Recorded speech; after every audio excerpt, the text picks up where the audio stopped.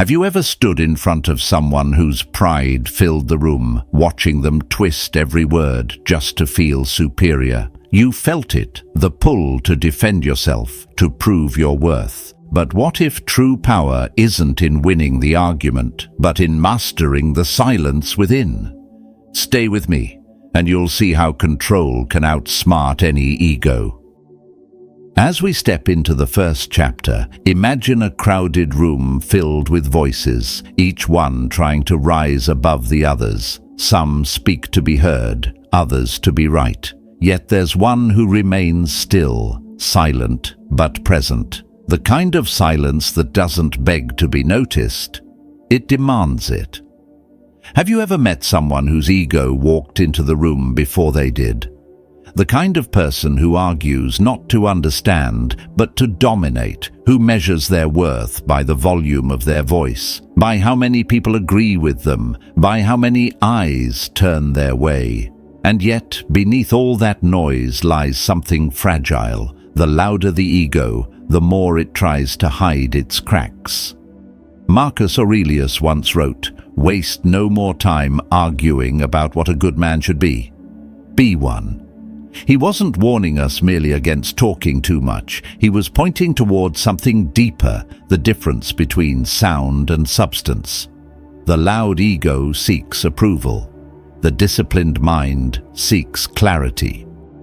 Picture a conversation turning sharp. Someone challenges you. You feel your pulse quicken, your jaw tighten, your tongue ready to strike. That's the moment of truth. The battle isn't between you and them. It's between you and yourself. If you lose control, you hand them your peace. You hand them your power. But if you can hold your center, if you can stay calm while they tremble in pride, you've already won. I once worked with a man who could never stand being corrected. Even the smallest suggestion made his eyes narrow. He'd raise his voice, talk over others, and make sure no one left the room without knowing he was the smartest there. At first, I thought confronting him would set things straight. But the more I engaged, the more control I lost. It wasn't about truth anymore. It was about ego. So one day, I stopped playing his game. I spoke once, clearly, and then stayed silent. He grew restless, louder, almost desperate to pull me back into his arena. But silence, true silence, became the mirror he couldn't stand to face. Because when pride meets stillness, it sees itself for what it really is, fear disguised as strength. Seneca said, "He who is brave is free." To control your ego in moments of tension is to set yourself free from their judgment, from your impulses, from the need to prove. That freedom doesn't come from being right. It comes from being rooted.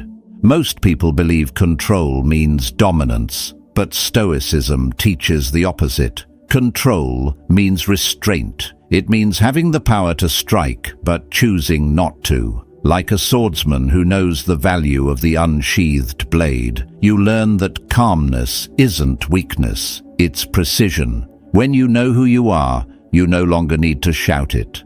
Think of the ocean. On the surface, waves crash, roar, collide. But deep below, there's stillness, immovable. That's what a disciplined mind feels like when the world provokes it. On the surface, you can let others thrash and shout.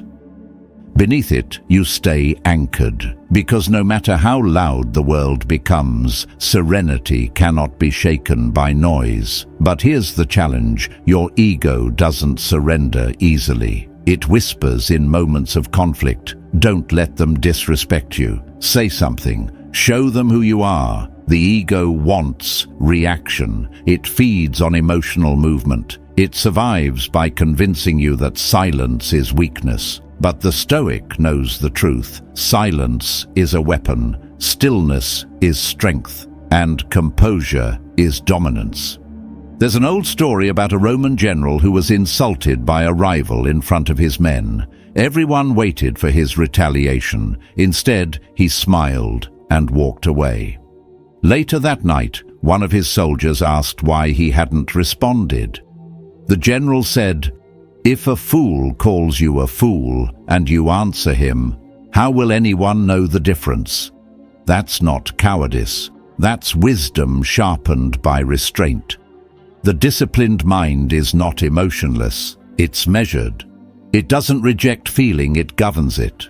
Anger, pride, envy, they all visit, but they don't get to stay. The Stoic warrior understands that peace is not found in avoiding battle, but in mastering himself before the battle begins. Each time you feel your ego rise, remember that's not power. That's a test.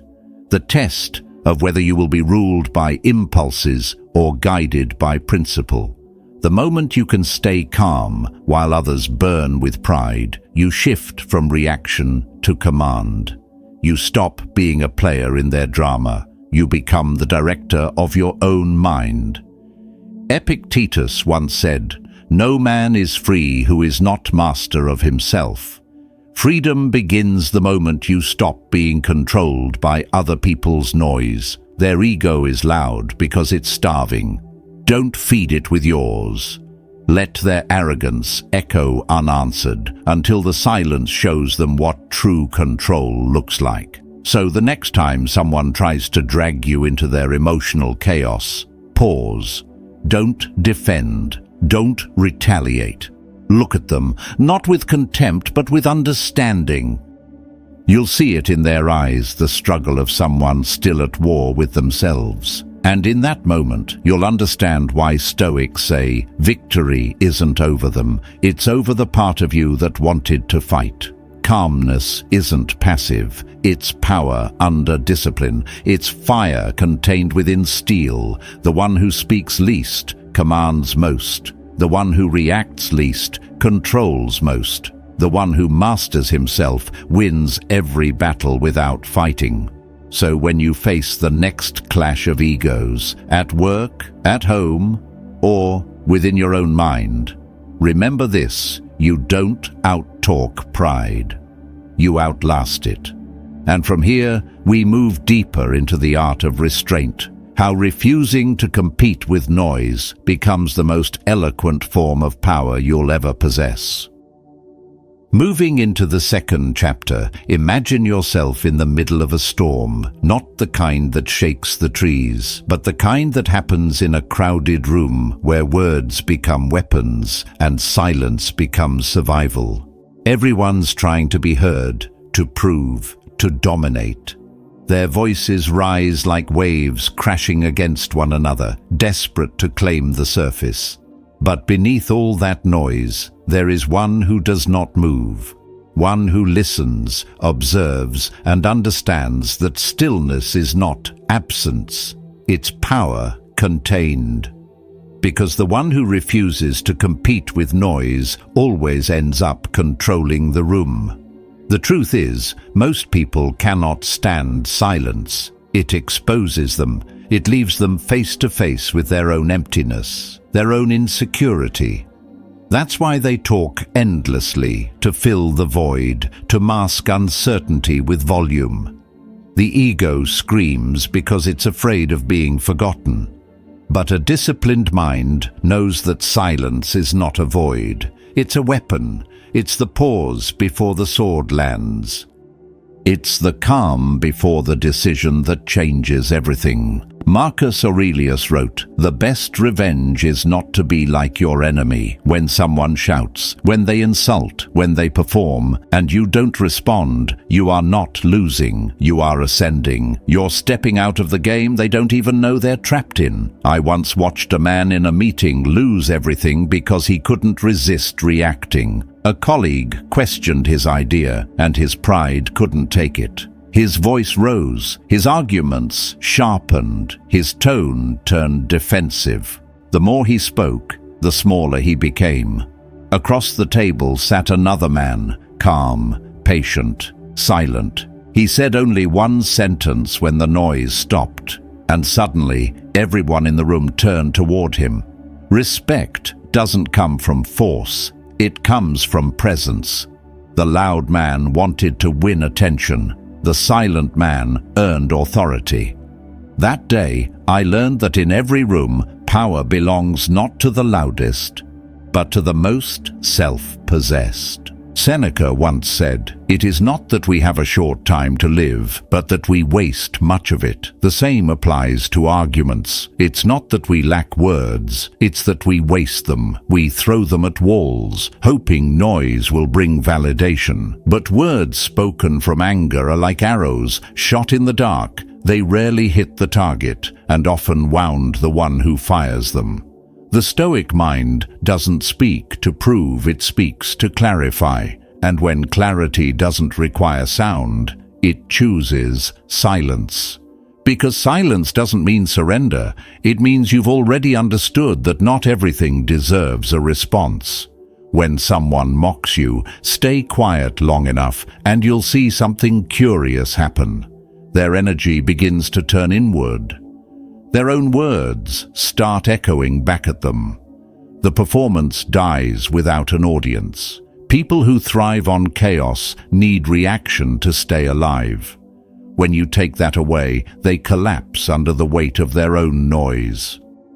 You don't have to fight the ego of others, you just have to refuse to feed it. That's how you outsmart them, by refusing to join their level of confusion. I remember once standing in a cafe waiting for my drink. A man at the counter was shouting at the barista because his order was late. His voice carried through the room, full of irritation and importance. When the barista finally spoke, she didn't apologize. She simply said, "Thank you for waiting." Her tone was calm, her eyes steady. The man had nowhere to go from there. His anger met a wall of peace and fell apart. That's the beauty of restraint. It doesn't humiliate the other person, it reveals them.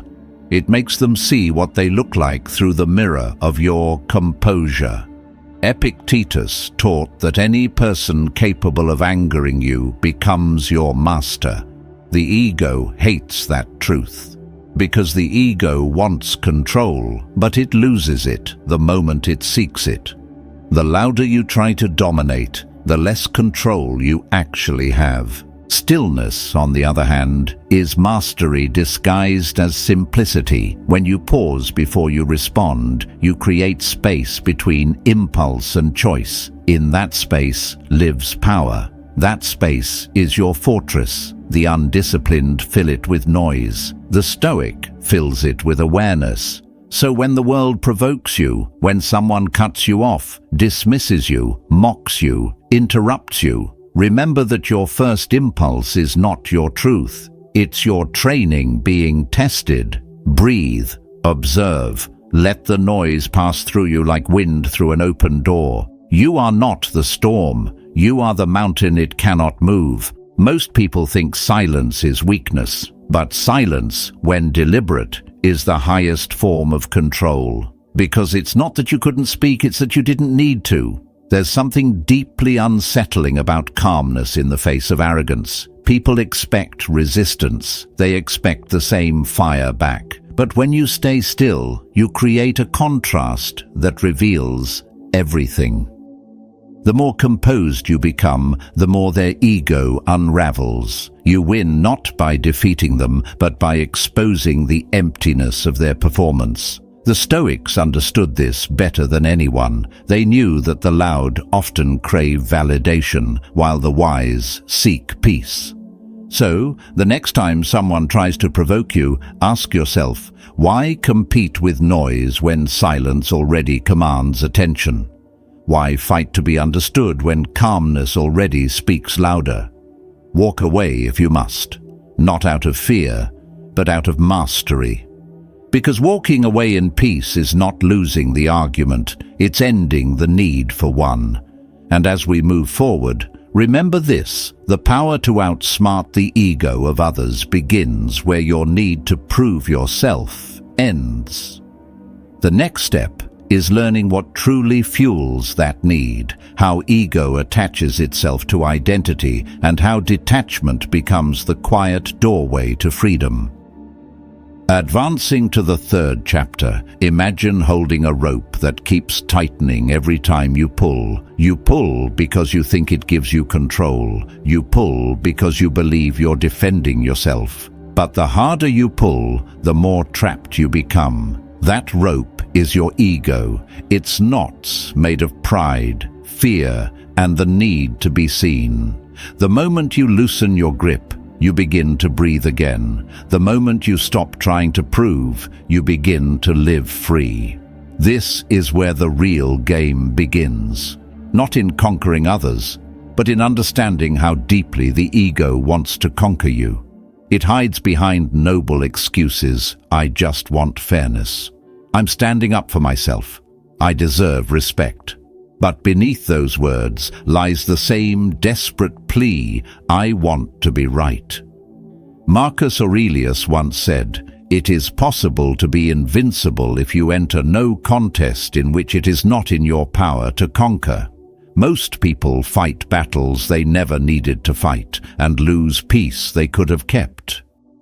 They think they're defending their dignity, but they're only defending their attachment to being right. That attachment is the invisible chain that enslaves even the smartest minds. I remember a conversation I had years ago with an old friend. We had built something together, an idea, a project, a dream.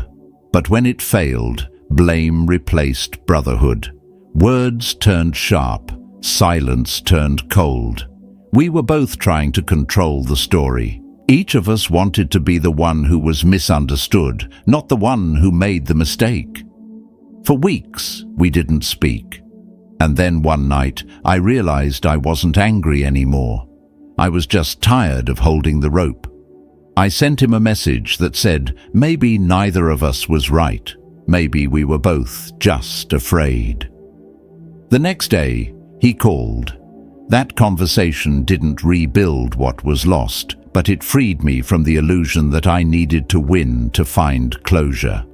Sometimes peace arrives only when the need to win finally dies. Epictetus warned, when someone provokes you, remember that it is your judgment of the event that provokes you. Every conflict begins in the mind, not in the world. The ego paints offense where there is none, insult where there was indifference. It creates enemies to feel alive. It is terrified of being unseen, unheard, or irrelevant.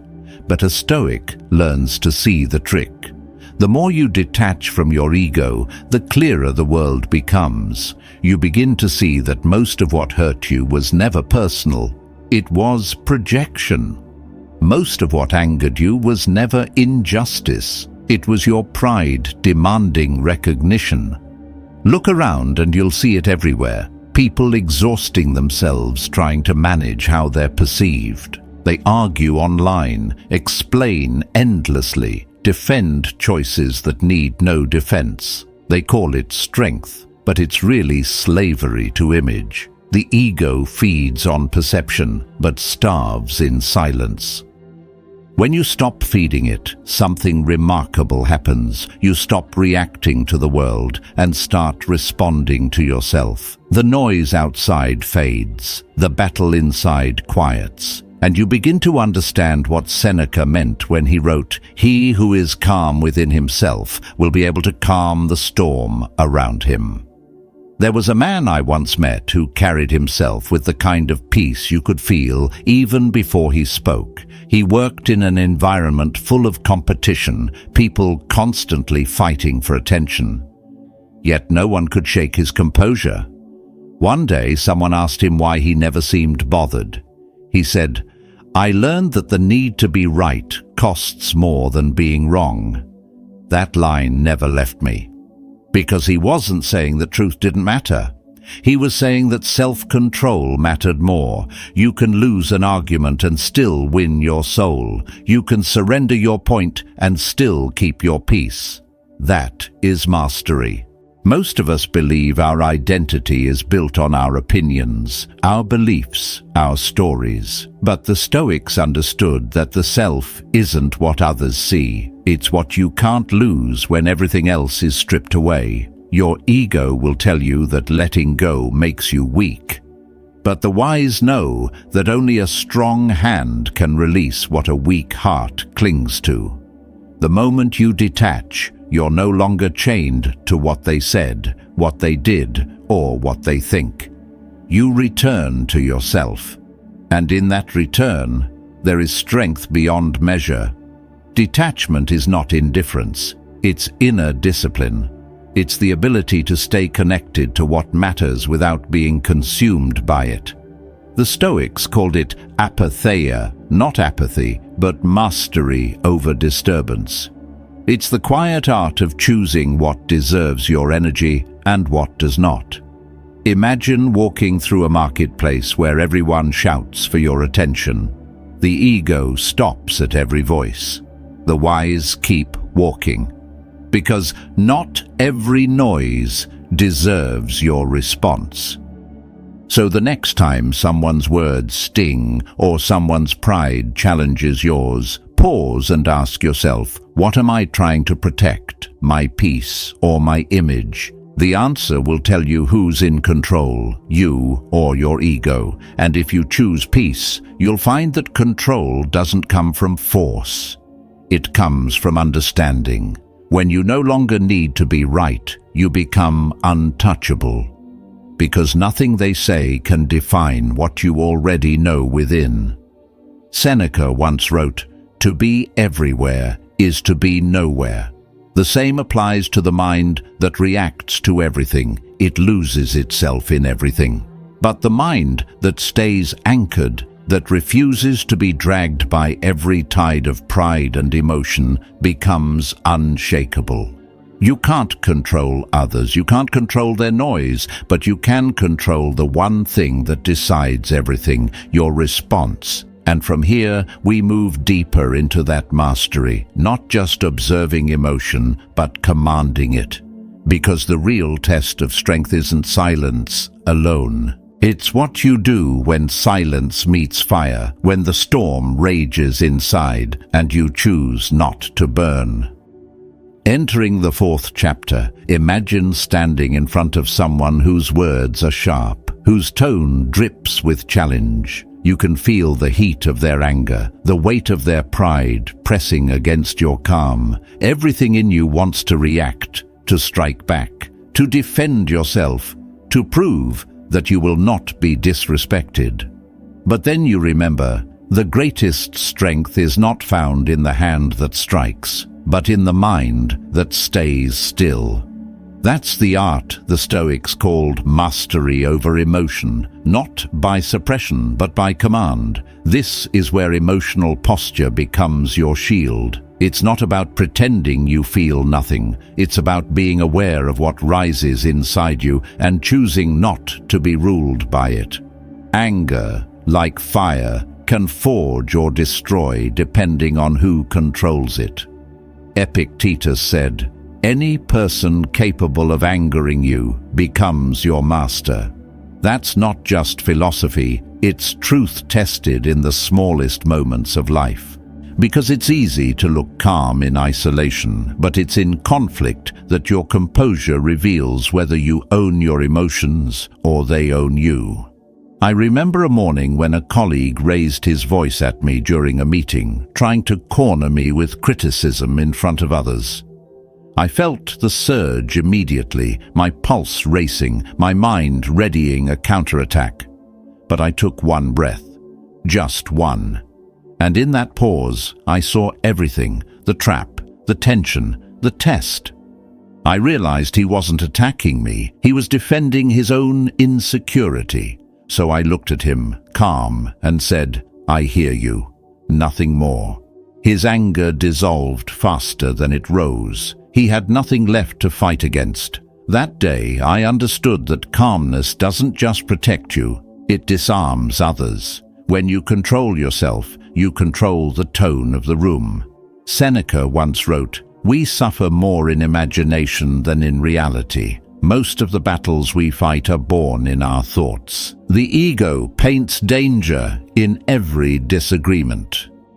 It tells us silence is surrender, that restraint is weakness, but wisdom knows the opposite. Stillness is not submission, it's strategy. You're not giving away power, you're redirecting it inward. You are conserving your energy for the moments that matter. The disciplined mind doesn't waste arrows on shadows. It saves them for what truly threatens peace. Think of the difference between a warrior and a brawler. The brawler swings wildly at everything that moves. The warrior waits, watches, breathes. When the strike comes, it's precise and final. The Stoic trains his emotions the same way, not by killing them, but by teaching them when to move and when to be still. Calmness is not coldness, it's readiness. It's the space between impulse and wisdom. In this world, people mistake aggression for power and composure for weakness. But watch closely. Those who shout the loudest are often the ones most afraid of silence. They use volume to hide uncertainty. A calm person, on the other hand, has nothing to prove. Their strength speaks for itself, and the quieter they become, the more others lean in to listen. Marcus Aurelius reminded himself daily, if someone does wrong, it is because they believe it right. That single thought can dissolve anger instantly. The moment you understand that people act from ignorance or pain, not malice, you no longer take offense. You see through their noise instead of drowning in it. One of the most powerful lessons I've ever learned came not from conflict, but from observation. I once saw a mother in a grocery store line with a child screaming uncontrollably. People around her rolled their eyes, whispered judgments. But she didn't raise her voice once. She just looked at the child, calm, patient, unmoved. She didn't match chaos with chaos. She absorbed it, transformed it. When the child finally quieted, she simply said, "We're okay now."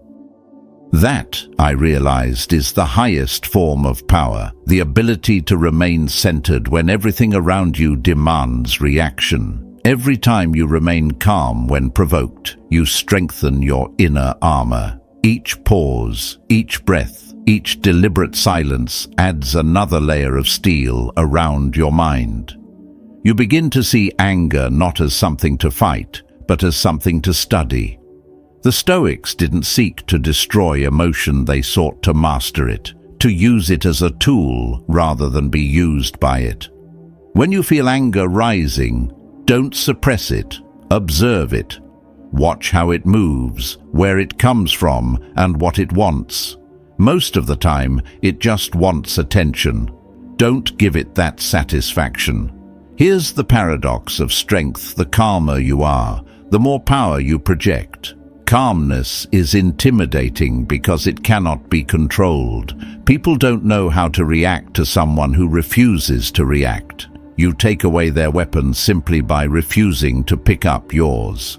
The Stoic doesn't fight every battle, he decides which are worth fighting. And more often than not, the war that matters most is internal, the war between reason and rage. At this stage, it's no longer about appearing composed, it's about being composed. The world will keep testing you. People will provoke, misunderstand, challenge. But every time you meet noise with silence, fire with stillness, ego with patience, you grow stronger. You begin to carry calmness like armor, invisible but unbreakable. And so, as we leave this chapter, remember this: you don't rise above others by controlling them, you rise above by controlling yourself. The moment you master your emotional posture, their chaos becomes background noise.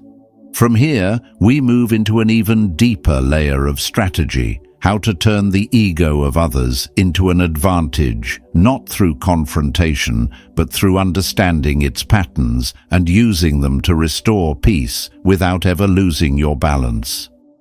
From here, the air grows quieter, but the lessons sharper. You've learned how to stay calm, how to control yourself, how to see through noise. Now comes the next level, the art of turning someone's ego into your mirror. Imagine standing before a person driven entirely by pride. They posture, exaggerate, and provoke, believing their volume gives them strength. But instead of fighting their arrogance, you let it reveal itself. You study it. You let their need to dominate become the very stage on which they expose their weakness. The Stoics called this seeing through illusion, the power to stay so grounded that even arrogance bends in your presence. Pride is predictable. It moves in patterns. It needs validation, like fire needs air. The moment you stop reacting, it gasps for breath. Marcus Aurelius once said, "When you arise in the morning, think of what a privilege it is to be alive, to think, to enjoy, to love." That's not just gratitude, it's strategy. When your focus shifts to what's within your control, you starve the ego of its favorite food attention. The proud expect resistance. When they meet peace instead, their own ego starts to suffocate. I once watched a manager humiliate a younger employee during a meeting, mocking his idea in front of everyone. The room froze. The young man didn't argue. He just said, "Thank you for your feedback," and calmly explained his reasoning again, without anger, without defense. The same people who laughed at him moments before began nodding in agreement. The manager looked smaller, even though he said nothing more. That moment taught me something unforgettable. Composure turns arrogance inward. The proud destroy themselves when they can't provoke you. Seneca said, "He who has great power should use it lightly." True power doesn't need to declare itself. It radiates quietly. You can use this truth in every confrontation. Let others talk too much. Let them reveal themselves. And when you do speak, speak slowly, clearly, and briefly. Each word becomes heavier when it's not wasted. Every silence becomes a statement. This is how a Stoic wins, without fighting. The world teaches you to match energy, to fight pride with pride. But Stoicism teaches you to redirect it, to use their ego against them, not as manipulation, but as mastery. You stay calm, not to appear superior, but to remind yourself that superiority is meaningless when you already have peace. In the end, you realize something profound. Those who chase validation live as prisoners of others' eyes, but those who master restraint rule themselves completely. So the next time you face arrogance, don't fight it. Observe it. Let it unravel on its own. Because no battle destroys pride faster than calm understanding.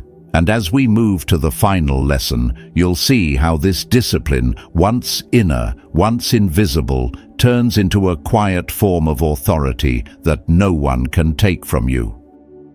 At this stage, everything comes full circle. After walking through storms and silence alike, you finally arrive at the still center of all control, the discipline that no longer seeks to prove or protect. It's the quiet strength that commands respect without ever demanding it. Imagine walking through the same chaos that once shook you, but this time nothing moves you. The noise still exists, but it no longer touches your core. You've become the still point in a spinning world. This is what the Stoics meant when they spoke of inner authority, the kind of power no one can give or take away. When your ego is disciplined, your presence changes. You don't shrink, but you don't impose. You listen more, speak less, and observe deeply. You begin to notice how pride speaks before reason, how fear hides behind confidence, and how few truly listen before they speak. You no longer feel the need to compete with them. You see through them. The Stoic philosopher Epictetus said, "No man is free who is not master of himself. The world has enough noise, enough performance. What it lacks are people whose calm is contagious." True composure is not passive, it's an act of quiet leadership.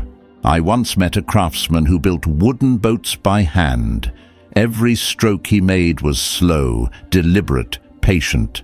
I asked him why he never hurried. He smiled and said, "Because if I rush, the wood remembers my fear." That line stayed with me for years. The same is true for life. If you rush through it reacting, chasing, defending, it remembers your instability. But when you act with stillness, life bends to your rhythm. It listens. Control isn't about domination, it's about direction. You steer yourself first, and everything else begins to align. Marcus Aurelius wrote, "Look within. Within is the fountain of good, and it will ever bubble up if thou wilt ever dig. The more you dig into your own calm, the less you need from others. You stop living for recognition and start living from conviction. That's the quiet transformation most people never notice until it's too late. You stop trying to be respected and start being respectable. You stop trying to be understood and start being understanding. You no longer chase peace, you carry it. This is what happens when you outsmart the ego, both yours and theirs. You stop playing the game. You realize that strength isn't about resistance, it's about alignment with what cannot be shaken. When others are loud, you remain centered. When they're uncertain, you move with clarity.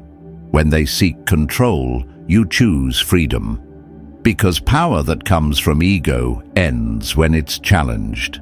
But power that comes from discipline endures through every storm. So walk quietly, but with intent.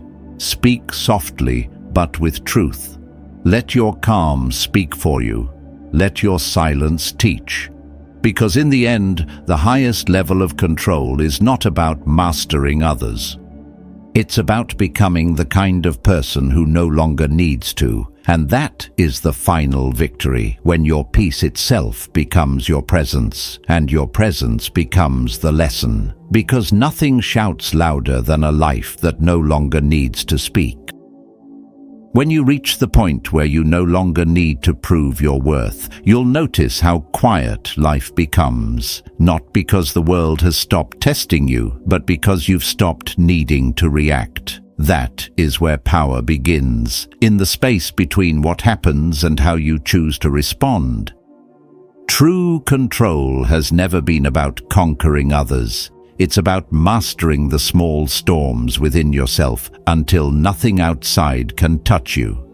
Every word, every silence, every decision you make from that calm place carries weight. People will feel it even when you say nothing. If this message spoke to you, take a moment to reflect before you scroll away. Ask yourself, where in your life does pride still pull the strings? Write it down, breathe, and remember that awareness is the first step to freedom. If you're walking this same path of quiet strength and inner command, subscribe and stay with me as we keep exploring the discipline that turns emotion into wisdom and chaos into clarity. Drop a short comment below with the words "inner calm." It's a simple way to remind yourself that control begins where noise ends. And know this, every time you choose silence over reaction, patience over pride, peace over performance, you're not stepping back, you're stepping higher. You're building a strength that doesn't need an audience to be real. Stay patient with your growth. The calm you're learning now will become the confidence others feel later. Your peace is your presence, and that presence can change everything. Keep walking the path, because what's waiting ahead isn't a louder version of you, but a wiser one.